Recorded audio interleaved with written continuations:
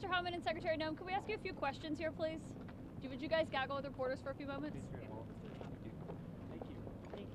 You are both the top immigration advisors to President Trump, in addition to Stephen Miller. He just announced that he's signing an executive order to put 30,000 detention beds at Guantanamo Bay. I know, Mr. Homan, you've talked about needing more beds, but how exactly would that work, and when do you expect it to open? You know, that is something that the White House is working on, to use resources that we currently have there at Guantanamo Bay. So we'll go through the process. The worst of the worst is where that could be utilized. So that potential is there. We know we need the infrastructure. We're going after these guys. But who would run that? DHS? DHS or the Pentagon? What you probably don't know, there's already a migrant center there. It's been there for decades.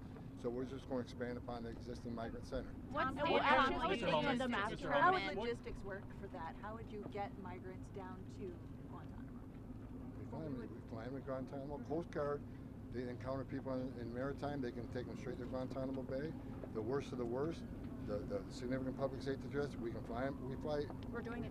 We're already doing it. Would that be more expensive? We're building it out and using more resources. Mr. Homan, Secretary Nome, what kind of civilian oversight would there be? Civilian oversight? Yeah. The current civilian oversight that we have in our federal government today. We had an election in November that clearly said the American people don't want these criminals and dangerous individuals on our streets anymore. We're taking care of it at the Secretary, what's your message for Polish Americans who voted for President Trump and may have neighbors or family members who are undocumented, who are illegally here? Listen, the law applies to everybody. It applies to American citizens. It applies to people who come into this country illegally. You will be held accountable for breaking our laws. First of all, will you focus on people your question earlier, relations at all? ICE. Go ahead, Mr. Homan. ICE has the highest detention standards in the industry.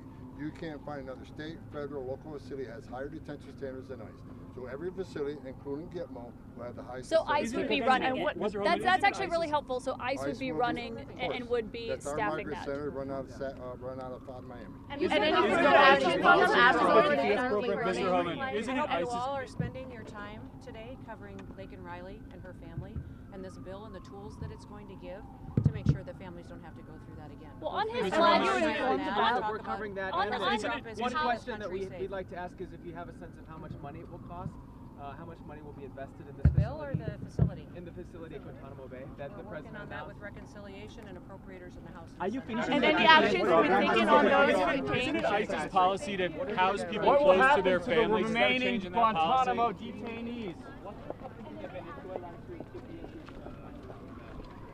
So it's going to go through reconciliation. That's good. That'll be cheap.